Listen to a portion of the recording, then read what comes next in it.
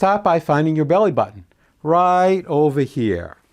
Now find the point that's the width of your thumb twice below that, like this.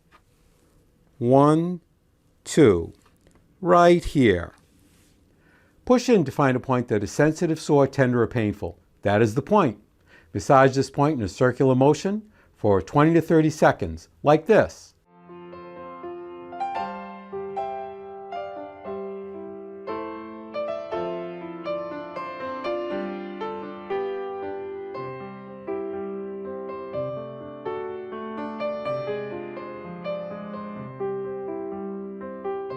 Or if you have a Tei Shin, you can pulse it 25 times like this.